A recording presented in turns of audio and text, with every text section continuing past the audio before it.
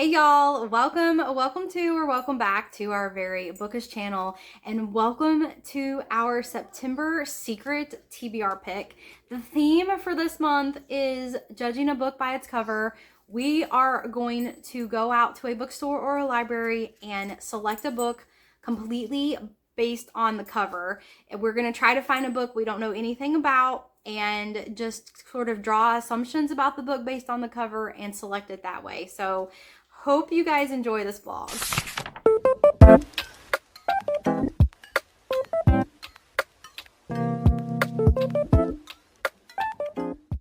Hey guys, I am doing our secret vlog for September, and this one we are doing something that was on the list of our resolutions for 2024 way back in January, and it was to choose a book strictly by its cover. Can't know what it's about and have to just judge a book by its cover, basically. I've been mulling over if I want to go to a bookstore or if I want to go to the library. I have landed on gonna go to a library. I am going to the library. I'm in the parking lot right now. I'm gonna take you guys in with me as we choose a book solely on its cover. So come along.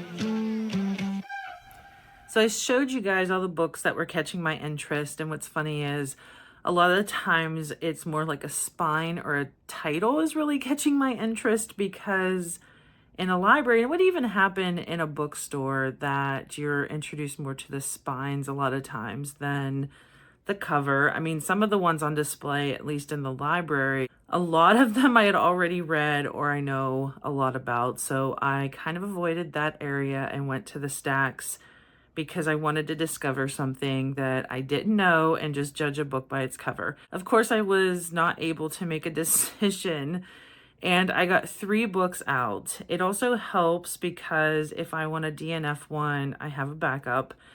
And I haven't made my decision yet, and no, it's been really hard. No, I haven't read what they are about, but it's very interesting how much I kept going to read what it was about, and I kept telling myself, no, you're not, you have to pick it by the cover.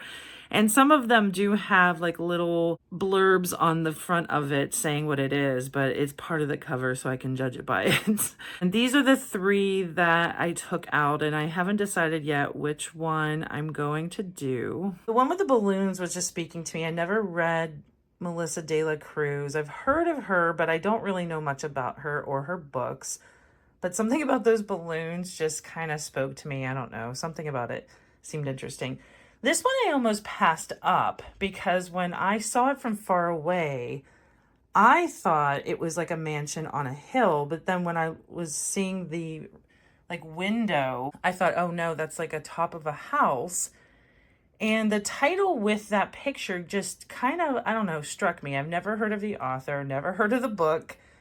And I don't know, something about it was speaking to me. So I decided to grab that one. And this one just kind of was different. Never heard of the author again, never heard of the title. This one has a blurb, which, you know, I haven't read Ella Fairburg. I don't think I have anyway. The name sounds very familiar. I know Ella Fairburg does write thrillers, and it says a dark thriller about the meaning of vengeance, survival, and justice. And something about that title also struck me. So those are the 3 I'm going to choose from, and I will be back and show you what my choice is. Okay, so I am cheating just a tiny bit because, I wouldn't say cheating, but I have already selected my book before filming this intro. I just had an impromptu opportunity. I was filming a vlog for reading my most anticipated books. I just had an opportunity to go book shopping. I have sort of been struggling the last couple of months. If you guys saw our July and August wrap up, I've been reading good books, but I haven't had like a banger 5-star read for a long time, and I've been reading a lot on the tablet, and my preference is physical books, even though I can read the tablet. I've been reading a lot of ARCs from NetGalley and Edelweiss on the tablet, and I just was starting to feel kind of slumpy, so I decided in the middle of filming that vlog that I needed to just go to a bookstore and get a book, and it was a good opportunity for me to pick a book by its cover. So I am going to show you guys, I did film it, so you guys are gonna get to see that part, of course, but I'm gonna show you guys me going to the store and selecting my book.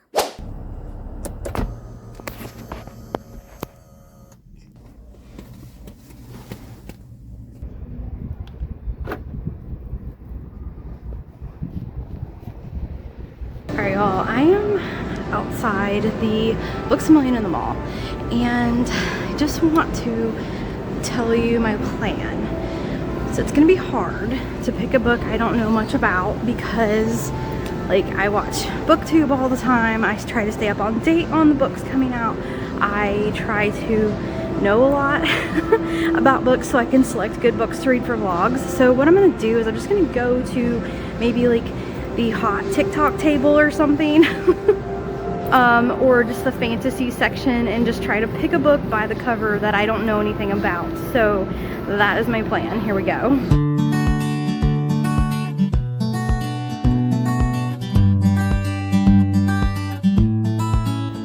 Okay, nothing in those sections stood out, so we're gonna move along and see what's on the other side of the bookshelf.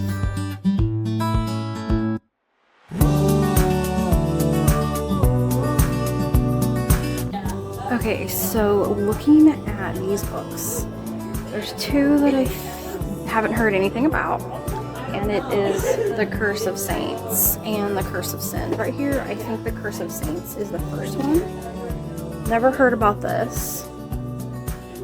Pretty interesting cover. And then down here, I saw The Last Dragon King. by Lee Stone. Have never heard of this one before, and it says on the cover it's book 1. So this is the start of a series. So far I'm looking at those 2 books. We'll look around a little more and see what else I find.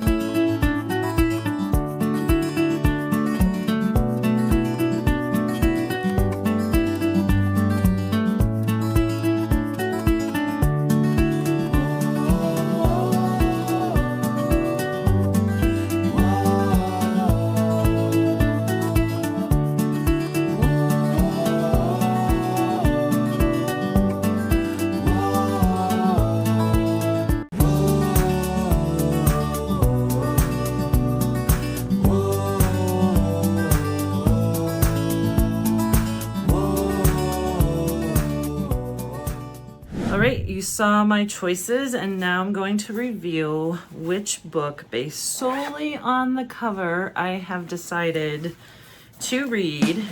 And the winner is Theme Music, and it's by T. Marie Vandelli. I have never heard of this, but the cover gave me kind of like a creepy vibe.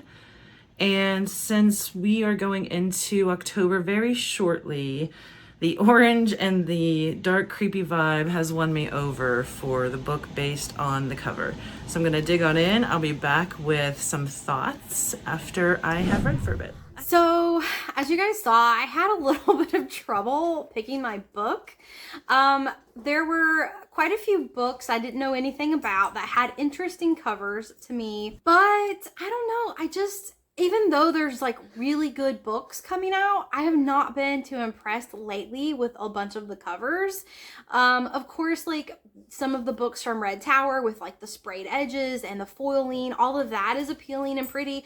But overall, I haven't just been like wowed by any covers, but I've been kind of disappointed with some of the covers lately. But the book that I found, I think has a very pretty cover. I ended up picking The Black Prism by Brent Weeks.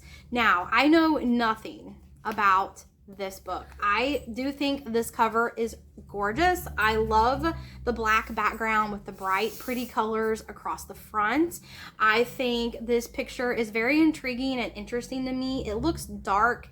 Looks like you have like a hooded figure here holding some kind of fire in his hand, which I'm assuming has to do with the magic system. This is a fantasy book, by the way. I don't know if I said that. I do know a little bit about the author, Brent Weeks. I know he wrote a trilogy called the Dark Angel or the Night Angel trilogy, which is pretty popular. So I have heard of this author, but I have not heard of this book. I also looked at the back of the book, and these are the covers for the other books in the series, and those are also very bright colors and bright covers with the dark background. And I just thought this book just talked to me. It was very intriguing, very interesting. It kind of fits the mood that I'm in. So hopefully you guys, this will be a fantastic book that just gets me out of this kind of slumpy feeling that I have right now and will bring me up to a 5-star read, because I haven't had a 5-star read in a long time. I have an update. I have started this. I'm only 50 pages in, but I wanted to do a quick update because I didn't expect to get as sucked in as I did with this. It starts off, I want to say, with a bang, because I'm just going to say it because it's literally in the first chapter. So if you don't want to know anything about this and go into a book blind, then please skip ahead. But it starts off with the voice, the character that you're hearing from, her family on Thanksgiving. And as far as we're told, her father killed her family, all but her, obviously, on Thanksgiving. And she talks about how she found out the information and kind of the setup of everything that has happened. And then you start to hear like present day, and she's drawn back to the house that all of this happened with. But one of the things, I love the voice of this character so far, but I have a feeling that it's almost like an unreliable narrator, but the type of unreliable narrator that I'm actually gonna like, because there are like breadcrumbs and little things that she says. I'm like, wait, what? And you can tell that you're not fully getting the story, for one. And it almost leads you to believe, like, what else don't you know? But it's working in this story really well. Feel like this was the perfect book to go into blind because I didn't know anything about it, and it caught my interest right away when she's describing that her family was murdered on Thanksgiving, and I was like, wait a minute, what just happened? And I'm liking it so far. I'm sucked in. And I have a feeling this was definitely a great pick. And I was nervous, even though originally was my idea to pick a book by the cover. I knew how that it could go awry and it could go in a really bad direction. And I've often in my life picked books by the cover and think, oh, that looks really cool, read a little bit about it, but then you end up really not liking the book.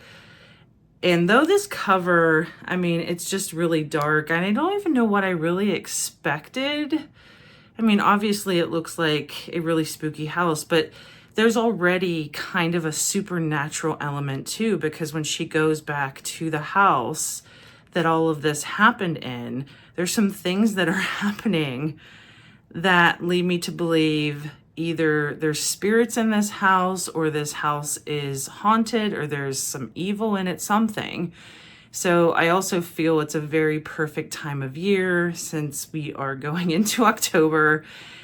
I feel this was a good choice. I hope it keeps going. I'm only 50 pages in. It could still veer off and not be great.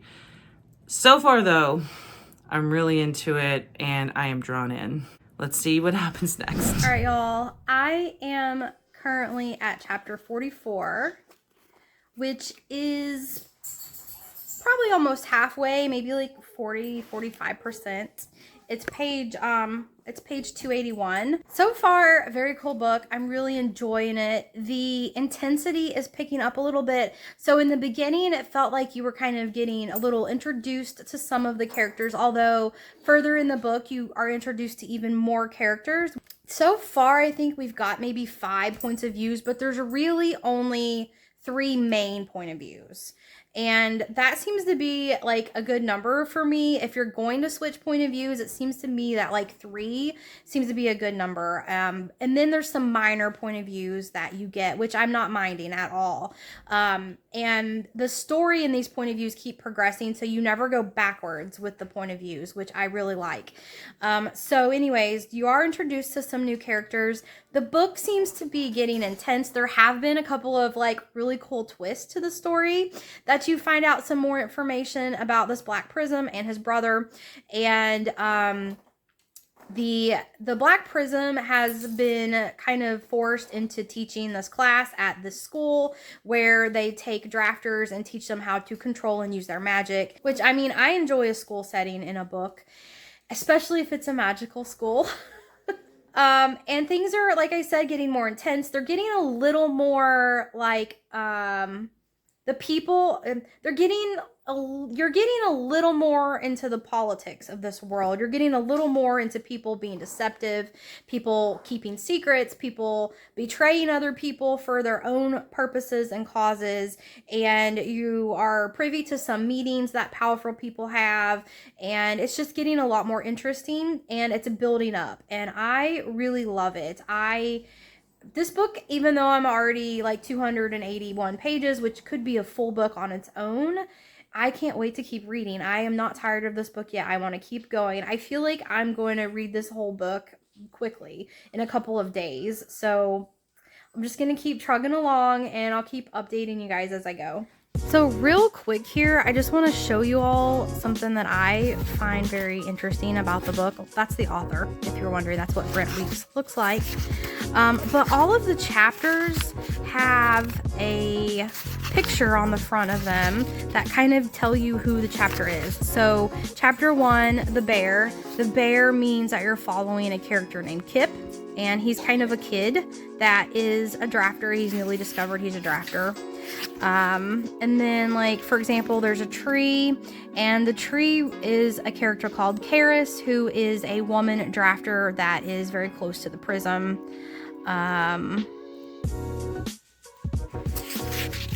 This prism here obviously means you're following the prism himself and getting his point of view of things.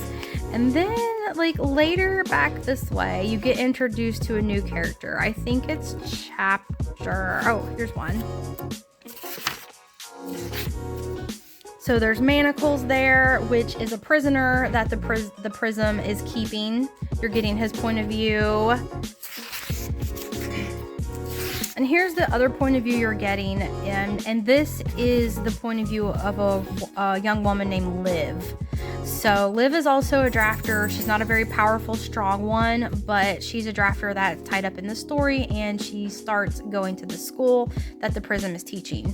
So just a quick little overview. I just find that adorable. I appreciate when there's cool designs on the book between the chapters. It just keeps things interesting, and I thought this was kind of a cool way to let you know in the chapter whose point of view you're going to be reading without actually saying the name of the person. So I just thought that was kind of cool.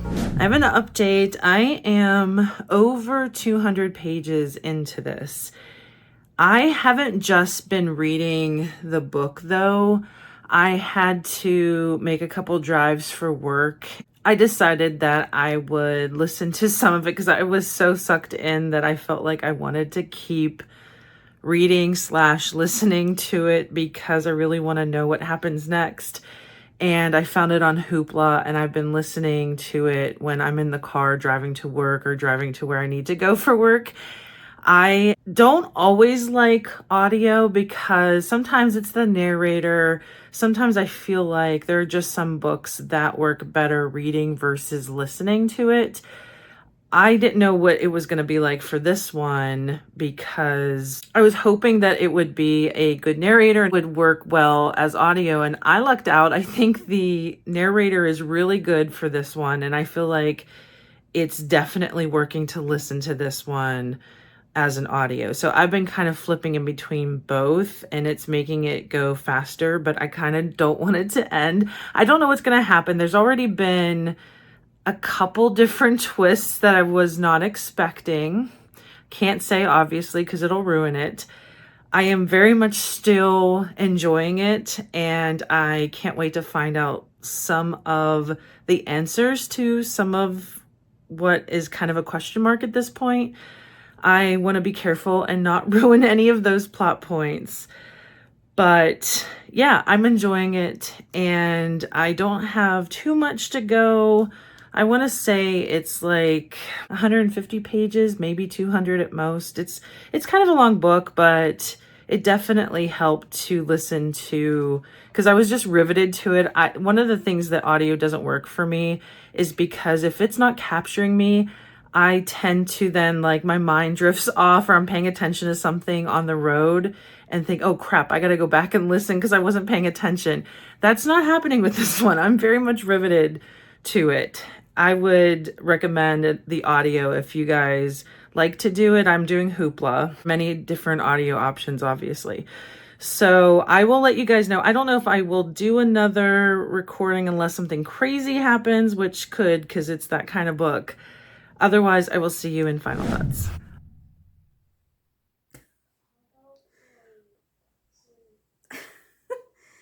I just read a fairly intense scene, and it involves vomit. Disgusting. It's got me kind of sick to my stomach, I'm not gonna lie.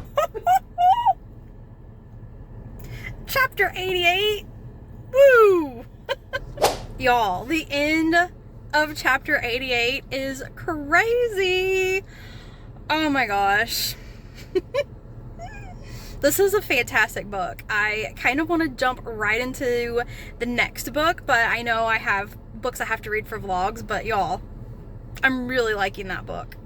All right, I finished, and I'm here just to conclude with some final thoughts. Hey y'all, look at that TBR road sign on Jen's TBR shelf. How cute is that? About the book that I chose based solely on the cover vibes. Nothing I couldn't know about it. I never heard of it. And I am solely reading this just because I thought the cover was striking in some way. And I have been very, very happy with my choice, and it ended that way too. I thought this was a really well-paced, thought-out book. It kept me riveted as to what was really going on. There's some supernatural elements to this. If you are a true crime junkie, if you like 2020 and Nightline, and you follow any of the true crime podcasts, I feel this book would definitely speak to you. I was talking to a friend of mine at work because she very much likes those kinds of things. She and I have that in common. Though I haven't watched 2020 or Nightline in a while, it made me want to watch it again because I was always riveted to these true crime real stories. And I don't think this one was based on a true story. I didn't look that up, but it very much gave that type of vibe. From the get-go, like I said in my first video, in the first chapter, I got completely sucked in because a family is murdered and she's the only one. She was a baby, almost 2 years old, and she was the only one left alive. And the father had used an axe on his family. It reminded me of how Amityville Horror, because that was very much the story from Amityville Horror that was kind of based on a true story. I think they ended up debunking that it was a hoax. With this one, you see her when she's older and she's drawn back to the house that murder had happened. And her uncle was convinced that her father never committed those murders, even though everyone thinks he's crazy and thought there was no way, there was no one else. You get pieces and breadcrumbs along the way because she's trying to figure out what happened. She was too young to really remember. And she goes over all of the evidence and tries to dig into it herself. And I had hinted that there was a potential unreliable narrator, and I don't know if I would fully say she was an unreliable narrator. I think she was just going through some things mentally because of the trauma of everything she went through with her family. So she just had a hard time grappling probably most of her life because there were other things that happened that I won't talk about. And so when she gets to the place where she is trying to connect with her family and what happened to her family, I didn't know how much of it is she hallucinating? Is she having a psychotic break? Is it really happening? Is she really seeing these things and hearing these things? That part kept me very much riveted to this book. I did listen to parts of it when I was doing some drives for work, so I did a mix of audio and reading the book. The audio version of this, I believe it was on Hoopla, I felt was really good. I'm not always a fan of audio because, and I know I've said this probably a lot, but my concentration isn't always good, but this book was the perfect book to keep me riveted. But I only listen to audio when I'm in the car. I feel like I can't do it any other time. I don't have the attention span to be able to just listen and concentrate on the story. I end up needing to either reread, re-listen, or something with the story if I'm doing it any other time but driving. The only reason why I wouldn't have given this a 5-star is I feel the ending was a little dragged out. Not much. I would say this book for me is like a 4.5. It felt like the end was going on and on and on. And I think I just really wanted to see what would happen and get to the full story. And I think that's why I felt that way, but it did feel like it kept going. The only complaint about this book is I felt the ending was a little drawn out. Not much. Overall, very happy with my pick. Love this book. I would recommend it to anyone who likes suspense thrillers, or as I said, anyone who is a fan of the 2020 episodes, the true crime docs, any of that. I think this would be something that you would like. All right, y'all, I did it. I have finished The Black Prism by Brent Weeks. And final thoughts on this book are I really, really enjoyed this book. I am impressed. Like I mentioned earlier in the video, this is not Brent Weeks', in my mind, most popular series of books. He has the Dark Angel trilogy or series, something like that. But wow. If his other series is even better than this one, wow, this was really fun. Gavin in this book, who's the main character, he's the Black Prism. His character reminds me a lot of the villain in Apprentice to the Villain book that I read, and I actually have the second book in that series. No, Assistant to the Villain is the first book. The second book in the series is Apprentice to the Villain, which I bought, and it's just a humorous kind of love fantasy series, and this book is nothing like that book, but Gavin, the character, reminds me a little bit of the villain in that series in the fact that he's kind of not bad, even though he is portrayed as a bad guy kind of in the book.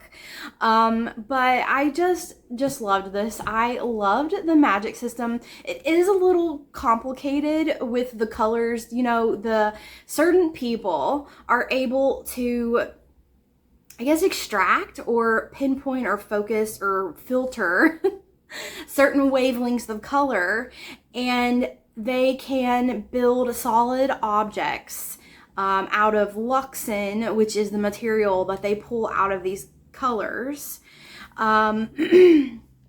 And they can build things, but it's not stable all the time. So it's not like you could just build a house out of whatever color that you can do this with and just live in a house forever. It doesn't really work like that.